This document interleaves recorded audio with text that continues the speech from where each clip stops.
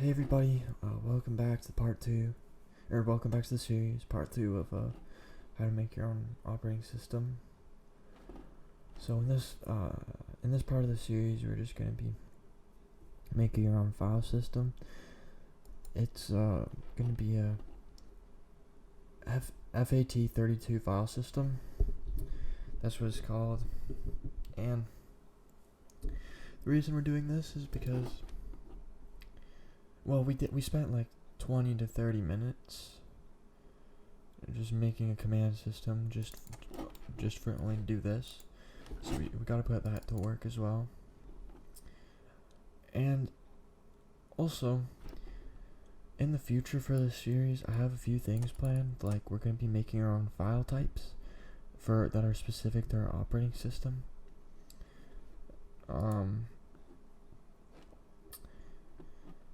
So that's gonna be really fun. I'm looking forward to it. But we gotta set things in motion. Is what we have to do. So anyway, what we're gonna do is we're gonna start off by making a few imports. So the first thing we gotta import is cosmos.system.filesystem. And what that's gonna let us do is we're gonna be able to now access this class, which is Cosmos VFS, and we'll just name it VFS. You can name it whatever you want. FS, Cosmos VFS, like this. You can name it that. You can name it this. Like I said earlier, just name things whatever you're comfortable with. Make sure you're comfortable with how your operating system is laid out in terms of the code. Just make sure it's functional. And we're gonna obviously have to initialize that. I'm gonna move this line up here because you're honestly supposed to have all your initialization first. So let's go ahead and initialize our VFS variable. And that's it. That's really it. But now what we have to do is register it. And if you look up here, you're gonna notice we have using sys equals cosmos.system. There's a reason for that. If you just type in sys, you have like access to a bunch of things, a bunch of like static classes and whatnot. And one of them is sys.filesystem .vfs manager. And if you check this out for yourself, you notice that there's a bunch of things in this class, like create file, delete file, and those are all the things we're going to be using today. So you can't see it on my screen, but if you just go look on your own screen right now, you'll notice that there's like create file, delete directory, all those kind of useful things. And most of them are straightforward, but some of them aren't, so that's what I'm going to be kind of helping you guys with today. Regardless, the method we're going to be using right now is register VFS. And it's going to ask you for VFS base. Just select the VFS we just made. That's where we're going to be registering. And as far as our kernel class goes, we're done with it. This is all we have to do. Done with it for today, I believe. Now, I'm going to go to my commands folder and add new item. Right click it, press add, and then go to new item. And then we're going to add in a new class. And we're going to make a new command. We're going to call it file. And I'm just going to set this up how I like it.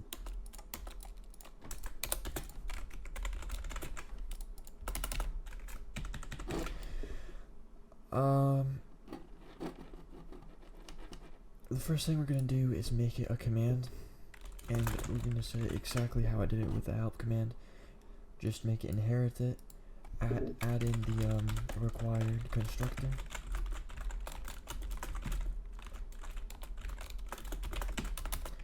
And then add in the override execute.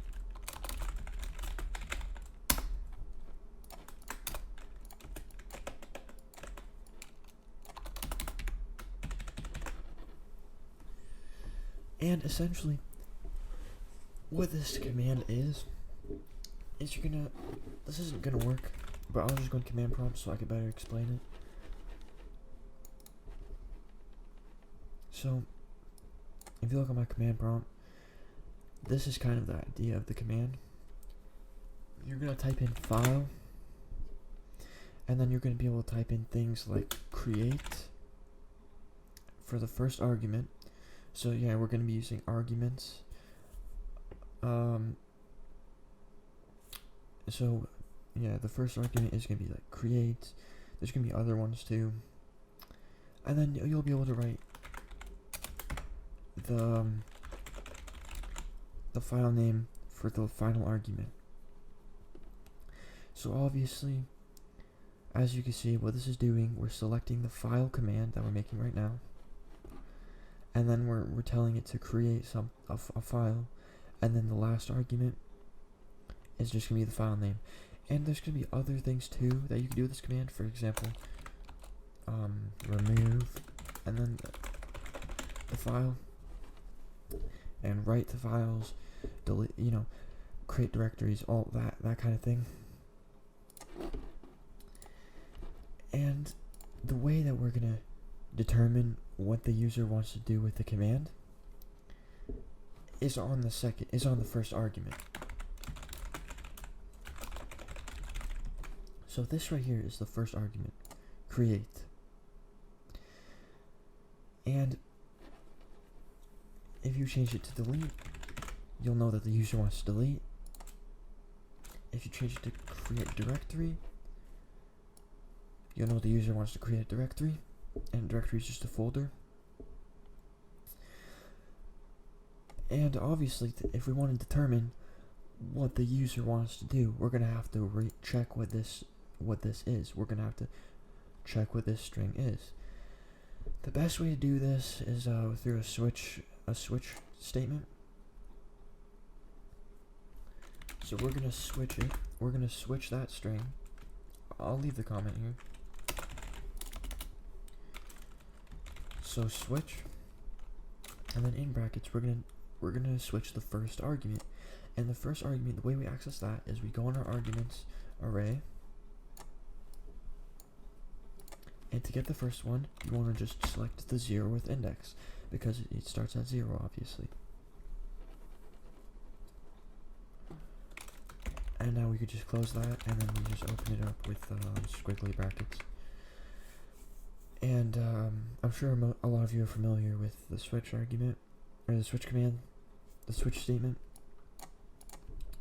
But just so I have a common ground with everybody, I'll be explaining it. So basically, you can now type something called case. And what this means is, what we can say now is, in the case that this argument right here, that our first argument is create, then we can run code. And that's how we do it. And to signify that we're done, we're gonna write something called break. And that just means we're done with the case. We're done. And it's gonna finish the switch statement. I'm also gonna create a variable up here, just called response. And I'm gonna just make it blank actually. And at the end of our application, we're gonna return the response.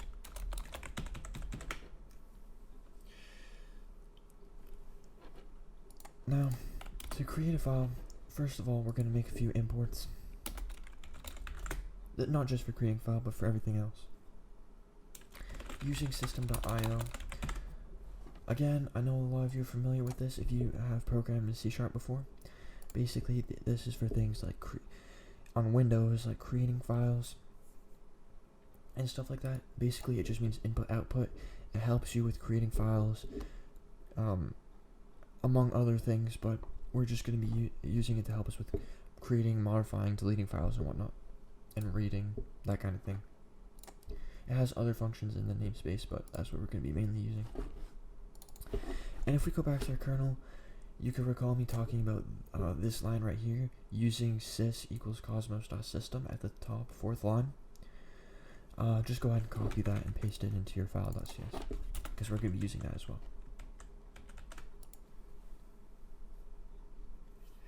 Now what we're going to do is go ahead and actually create the file. So select the sys thing that we just imported and go .filesystem.vfs because that's our file system. And then we access the file system manager by typing .vfs manager. It's the class we used before, right here, to register our file system. And you'll notice that you have something very simple like create file, and it's very simple. You can just write in the path to your file, or with Cosmos, it's not, you don't actually have a C directory. It actually is a 0 directory, so that's what we're going to be using. But anyways, you can now just create your file, myfile.txt. However, you're going to want the user to input their own file, and this right here is the second argument. So what are we going to do? We're going to, instead of putting in our own string, we're going to select the second argument. The way we do that, select the second thing in our argument array. And at this point, we're honestly done, except we need to do two things. And the first thing we need to do is supply a response to our to the user, tell them that their file was successfully created.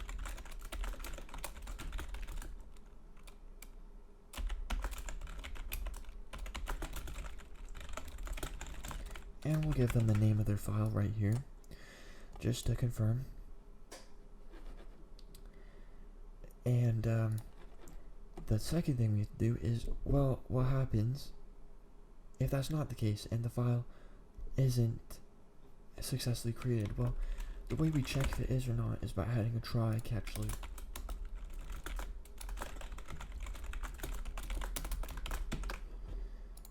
And the way this works is, if there's an error on either one of these lines, it's going to go to the catch loop. However, the only potential for error is on this line, so it's going to have something to do with this. And in the case that there is an error, we'll go ahead and say error creating file. But obviously we want to be more descriptive than that, so instead of just saying error creating file, we'll just tell them what the error is straight up, like that.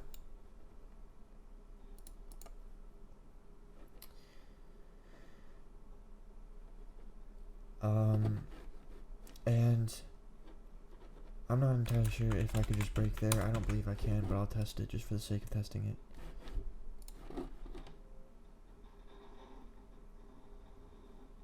And building is going to take a while, so I'll just continue anyway, but I'm not sure if we're going to keep that. But basically the next thing we're going to do is check, we don't only want them to be able to create something. We want to be able to delete something and other things. So the way we do that, if this case doesn't happen, it'll go to the next case. So we'll make the next case delete. So in the case the user types delete instead of create,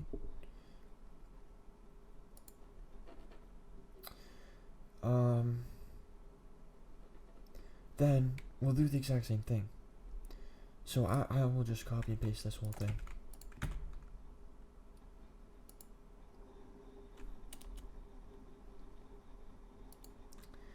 And the only difference is, instead of create file, we'll do delete file. And now for the response, we'll tell them that it was successfully removed. And it looks like the build worked, so we are going to keep the break statement here. Fair warning, I'm pretty confident that this is correct, but it might not be. I've actually never tried something like that, but we'll see what happens. It shouldn't be that big of a problem. So yeah, this is done. Now the user, already right off the bat, we can, after we register this command, we could just run our operating system, and the user will be able to create or delete files. But obviously, that's not it. We want to be able to create and delete things like directories.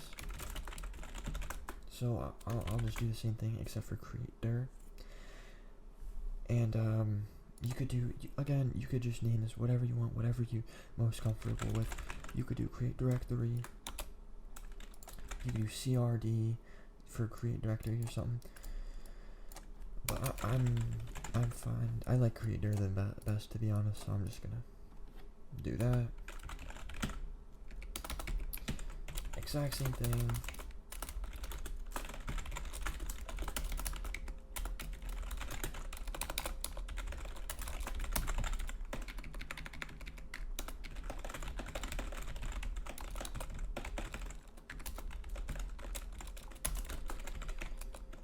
Exact same thing, because it's all in the same format except for the response we're going to type. Successfully create a directory, and then we'll just tell them the directory they created.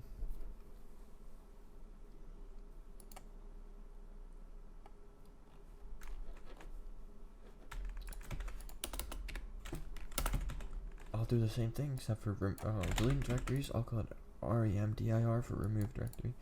Because, you know, if you put like the whole delete directory thing, it's going to be really, really long. You could also put del there. You know, just what it's something that you're going to know. And remember, you made a help command, so if other people are going to be using your operating system, I suggest that you might want to tell them about your commands and your help command so that they can figure out what to do, instead of having to look through your code or whatever. But that's optional, you know, it works like this. It's just user friendly if you tell them about it in your help command. Because right now my help command is really simple. You could do things like add new lines, whatever you gotta do. But now, this is all simple. We basically just copy and pasted the same thing 4 times. And then we're just substituting the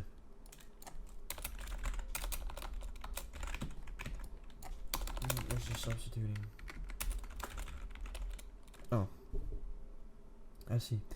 So there is a second argument for this one. Just set it to true. It's called recursive. I'm not entirely certain why that's there. I'd like to assume that is recursive, as it says recursive, so it means that it deletes all of the subdirectories as well. But I thought that would just happen anyway. I could be wrong about it though, but I'm just gonna set it to true for now. And then just set that. But finally, let's say that none of these are the case.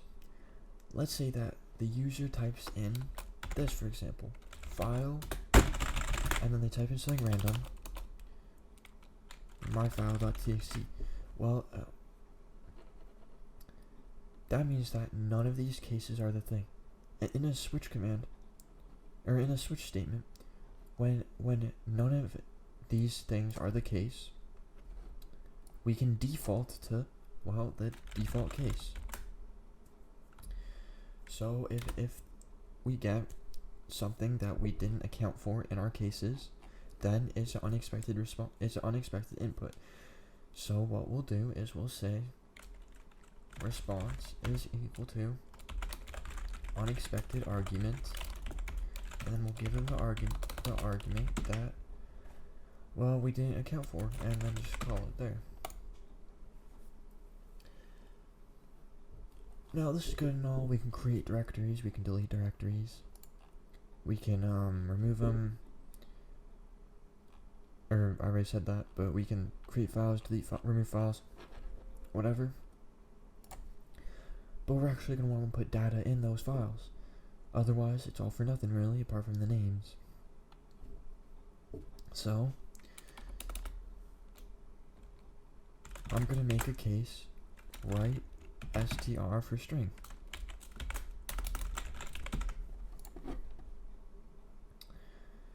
Now the reason I'm putting write str instead of just write is because when you this would be best to just show. If I write ABC, for example, in this notepad file and I were to save it, the actual data of the file isn't ABC. That's just how it's interpreted.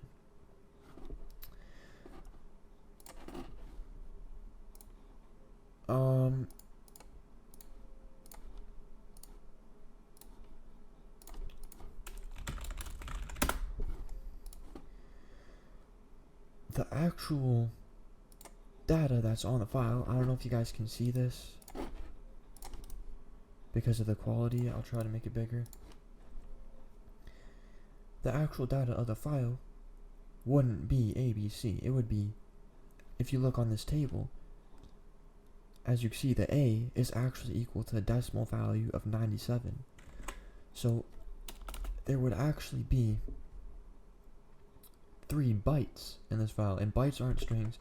You might be familiar with them. I don't know if anyone's used them before, but you could write bytes in C# like this, byte B. And there would be 3 bytes in this file. The first one would be 97, the second one would be 98, and the third one would be 99, because those are the corresponding decimal values of these 3 characters. And then, you know, that's not even what would actually be in the file. It would actually be, I'm not going to actually check what the binary values for these numbers are, but it would be something like this. Like, it would be 1, 2, 3, 4, 5, 6, 7, 8. It would look something like that, because there's 8 bits per byte. So, it would look something like that. But in C# it expects you to put in bytes, not bits. So it expects you to put in something like that. But also in C# you can convert strings into bytes, and that's why I'm doing it write to string, because we're going to be converting that string into bytes to write to the file.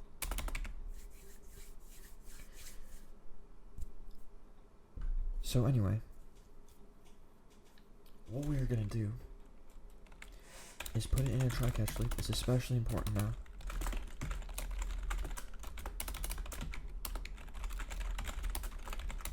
And just set it up how we did the other times.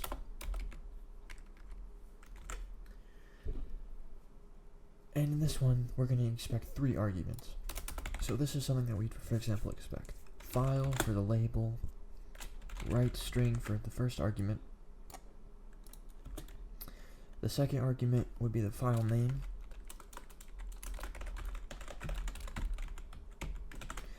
And the final one would just be a word.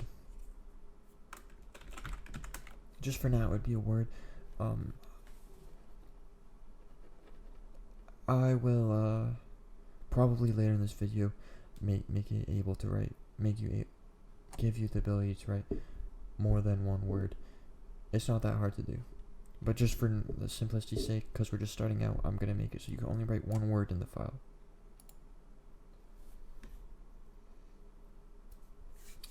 So, what we're going to do is, first of all, get the file stream of the file. And the file stream is just a class that's going to help us actually write to the file. It's going to open a stream that we could write into, and it will write to the file. So how do we do that? sys.filesystem.vfs.vfsmanager.getFile, and we want to get the file, and as you can see, the file we're getting is going to be the second argument. So go ahead and select that, and then we're going to go ahead and now, if you go on your own Visual Studio and put dot, you can't see it on my screen, I don't think, but if you go on your Visual Studio, you'll see that there's plenty of methods that you can choose with a get file, and we're going to choose a get file stream. So we're going to set dot get file stream,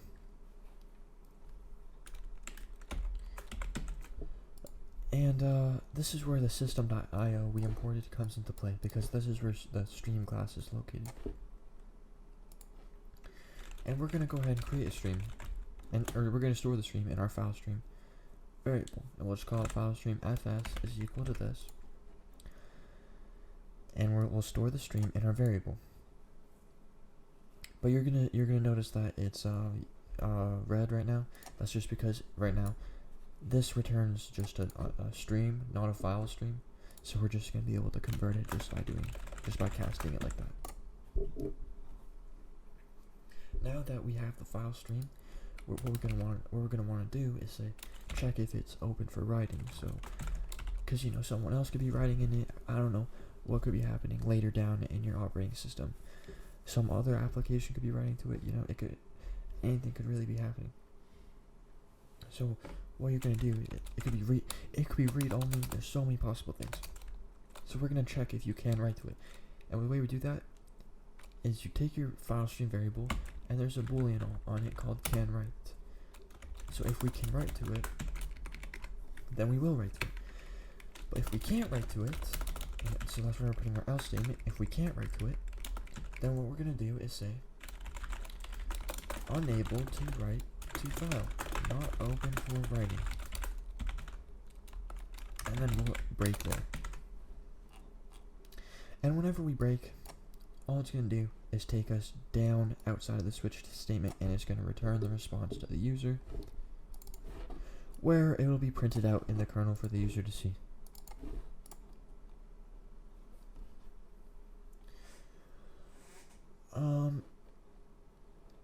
Now back into our can write. So if we can write to the file, then we're gonna write to it. And the way we do that is we take our file stream. Or first, before we do that, we're gonna want to take the string ABC or whatever it is and convert it to bytes. Because as I said earlier, I did that whole explanation on why you can't write strings to files. We have to convert the string to bytes that can actually be written to a file. So we're going to create our byte array, because bytes, we have to write bytes to the file, and byte arrays how you store multiple bytes. And then we'll just call it data, because it's the data we want to write to the file. And make sure you have system.txt imported, it should be. And write encoding, and there's different encodings you could use. UTF-8, I'm sure that a lot of you guys have heard of ASCII.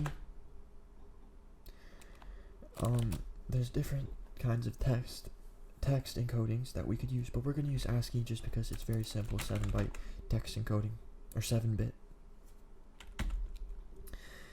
And now once we've selected our encoding, we're going to select the getBytes function, or the getBytes method, and that's because we're going to want to get the bytes of a string. I already repeated that many times, no need to repeat it again, but you could get bytes of any string, and then this is what's going to be written to the file. But we don't actually want to write my string, we want to write whatever the user types in for their third argument. So what we'll do is go ahead and just change this to args2 to select the third argument.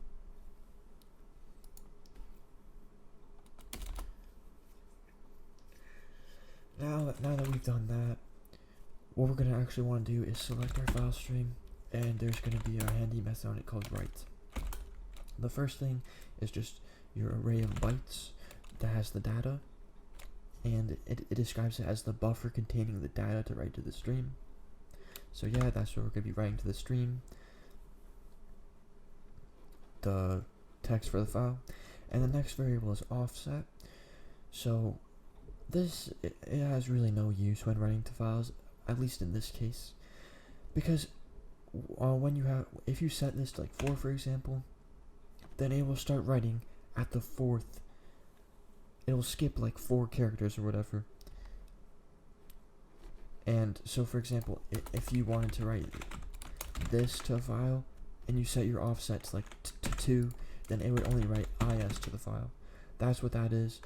If you didn't understand what I just said, because I'm terrible at explaining, just know that it's not important, and we're setting it to 0, because we want to write everything in. We want to write everything in the string. And the last thing is the count. The count is where to end it. So basically this is the start and the count is where to end it. So we want to end it at data.length. Because we're writing to 0 to the end of the data. So we're writing from the start to finish.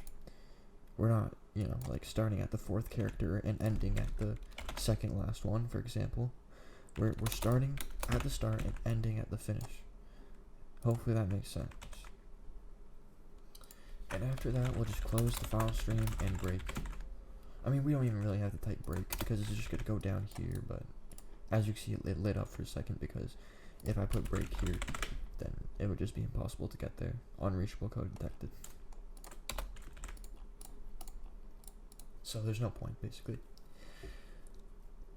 And that's great and all that we can write the files now, but we want to read strings as well. So we'll do the exact same thing, except for reading. Case read string.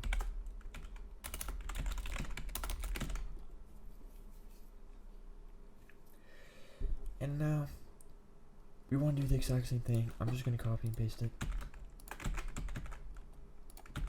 Except this time, we're going to check if you can read instead of can write.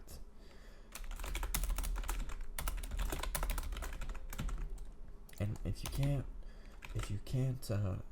read to it, exact same thing. Response: unable to read from file, not open for reading.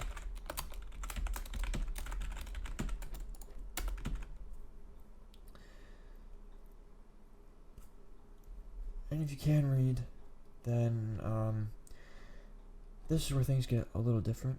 So for the more experienced users, they might be like a little bit cringing at what I'm about to do, because not really cringing, but like it's a little bit off what you're supposed to actually do. But just for sake of simplicity, I'm gonna do it like this. We'll change it later, just so I can explain it better, because I need a crutch because I'm terrible at explaining. But anyway, we're gonna just create an empty byte array, and we're gonna call it data again, except this time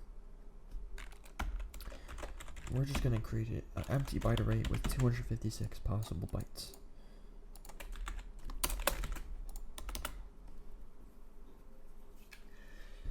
And in your file stream, you're going to notice that there's a function called read. And this is where we're going to do the exact same thing. Data 0 and data.length. Now, if you take a look to actually look at the read function, you might be a little bit surprised, if you've never used it before, to notice that the return value is actually an integer and not the data. And not the data of the file. And you might be thinking, well, what am I going to do with an integer, because that's obviously not going to be able to contain the data of the file. Well, the byte array we put in is what it's actually going to do is copy the data from the file onto this byte array. So basically, when we do this, it's going to copy all of the data on the file onto this byte array. So now this byte array contains the data of the file. But now, we can't just say the response is equal to data, because we need to convert it back to a string from bytes. So how do we do that? Well, we open up the encoding.ascii again, because that's the encoding that we encoded it in. Instead of doing get bytes, we're going to do get string this time, so that we convert it back from bytes into a string. And then we don't have to break again, because that would just make this impossible. But so we're just not going to do it. But the one thing we are missing, we didn't put it in a try catch loop, so we're going to do that now.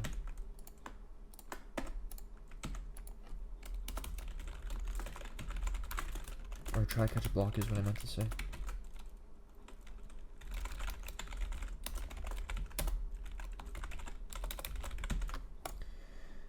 And at this point, looks like we're good.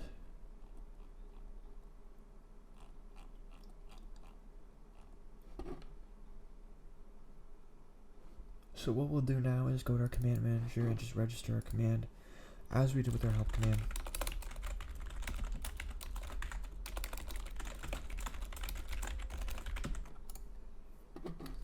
And just like that, we're done with hardly touching the kernel. So hopefully that is a good demonstration of how, like I spent 20-30 minutes trying to make a command system, but the reason I did it is just so that there's some structure to our application. It's not just a cluster of garbage. It's actually structured. It's easy to read and whatever. And I probably should start building while I'm explaining that, because it's gonna take like 2 minutes. But in the meantime, I'll quickly gloss over this, see if there's any very obvious mistakes. Because, file systems on Cosmos are very volatile. Many things can go wrong. I was actually testing this, and I didn't change anything on my application. It wasn't working. And then all I did was I changed nothing else apart from the name of the directory. And it's not like there were any symbols in it or anything. It was just I just changed the name of the directory, and then it just started working. It stopped giving me the error. So there's so many things that can go wrong just completely unexpectedly. That's why it's so important to have the try-catch blocks that we put here, just to catch any errors, because they can really come out of anywhere, guys, especially with this file system. And it really pains me, because the more we write on to this application, the longer it's going to take to compile, and it already takes forever to compile. When we just started, it was taking 30 seconds to do that. Now it's taking 37, so this is rough, but we'll power through it. Hopefully we can just be patient while it compiles.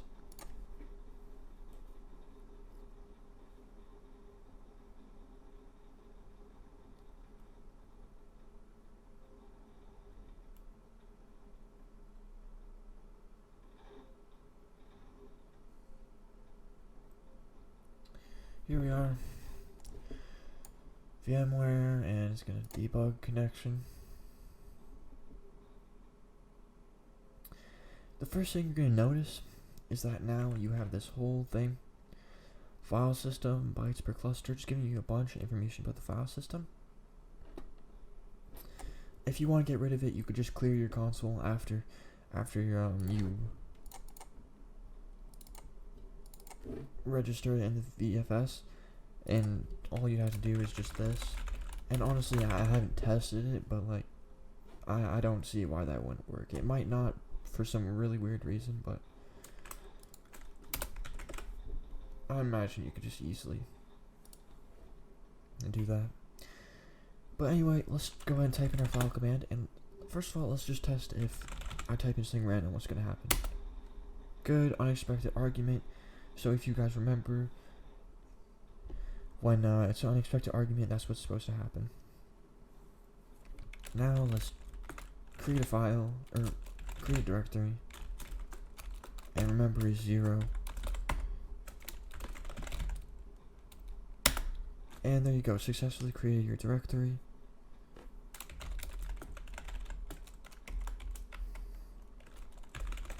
Create a file. Oh shit. Okay, I did not mean to press enter there, but you can actually see that it says exception value cannot be null. So if I didn't put the try-catch loop, my entire operating system would have just crashed. But instead, I got a user-friendly exception. Well, pretty user-friendly. I mean, I'm sure someone's not going to know what a new file is, but hopefully they could assume. And as you can see, it just keeps going on normally. Your file has been successfully created. Keep our fingers crossed this works. If it doesn't, I'll figure it out, don't worry.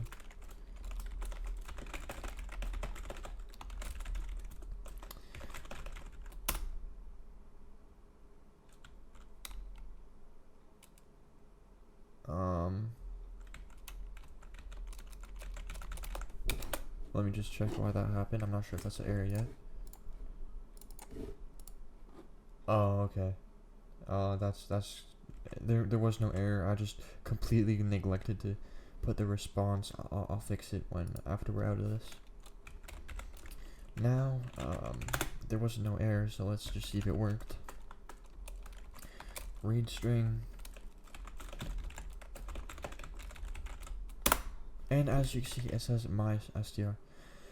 So we successfully wrote this to our file. We were able to read it. Now we just mess around with this. I guess, we'll see what happens if I try to write more to it. I don't know. Try that. And then read.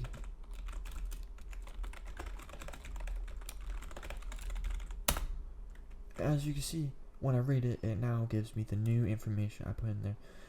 The reason that there's a huge space, I might as well just stop debugging now. The reason there was a huge space there is because I made this byte array have 256 bytes, and that's way too much space. So basically, a lot of them were just blank, and it tried to print blank bytes, and that was just empty characters, and that's why there was a lot of empty characters there. But the reason that write string was not giving me a response is just because I literally did not put a response. So I'll just put a response right there.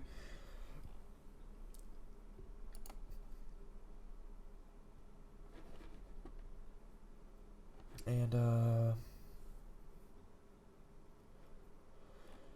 the next thing we're gonna do, I think we have time for this. I don't think this video has been going on too long, but this shouldn't be too long anyway. We're gonna see what happens if the user puts something in like this. So as you can see that there are multiple spaces. So the user, well, I might as well not do that. I might as well make this easier to understand. Let's say the user wants to write, my name is Jake to the file, because that's my name. Well, the only thing it's going to write is my, because it checks for the third argument, and the third argument is my. Name is the fourth argument, is the fifth argument, and Jake is the sixth argument. So what do we want to do? Well, we want to combine all of these into one string. All of these 4 arguments into one string. So what we're gonna do is create an integer. I'm writing int32 because that's how I like to write it, but it's the exact same thing as doing this. So if you ever see me do that, that's why. And I'm just gonna call it counter. So you put this here. And we're gonna say for every string s in our arguments, we're gonna say if the counter is not equal to, or if the counter is greater than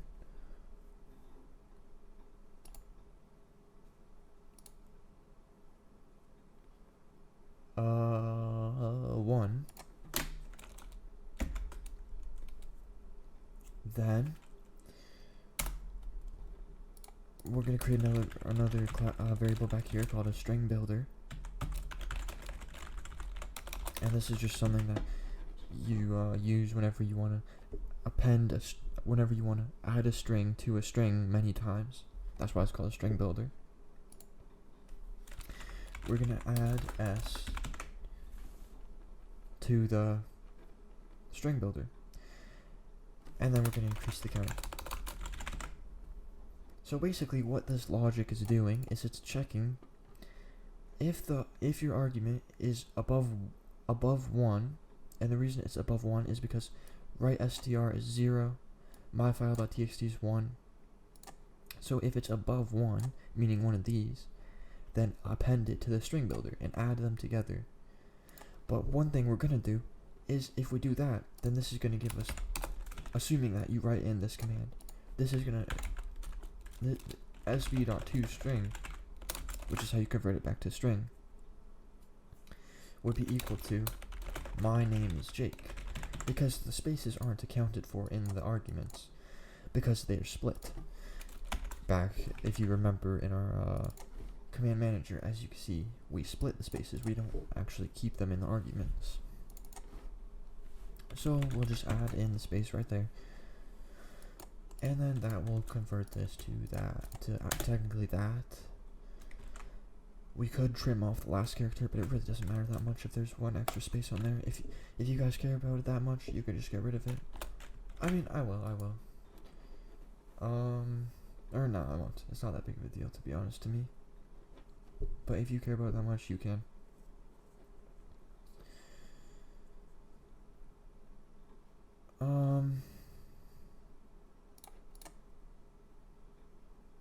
And instead of writing get bytes args2, we'll write sb.toString, because we want it to be the string builder now instead of just this argument. And we'll run it. Let me take a look. Why? Oh, whoops.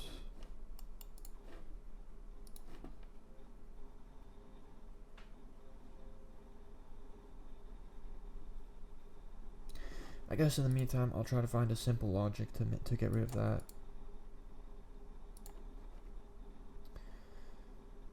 I didn't really prepare for it, otherwise I would have just, because I didn't think about that there would be extra space at the end, but I'll just quickly think if there's like one line that I could do to fix that.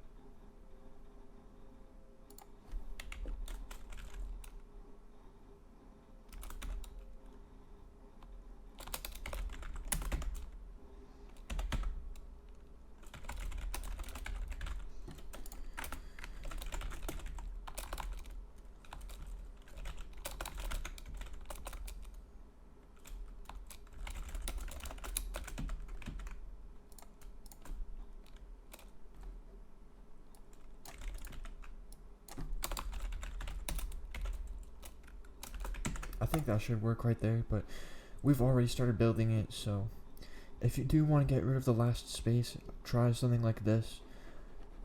I mean, I'll test it in this video, it's fun. It's not that big of a deal.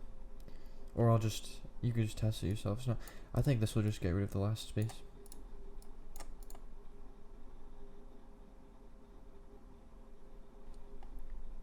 But anyway, any day now, this will actually open.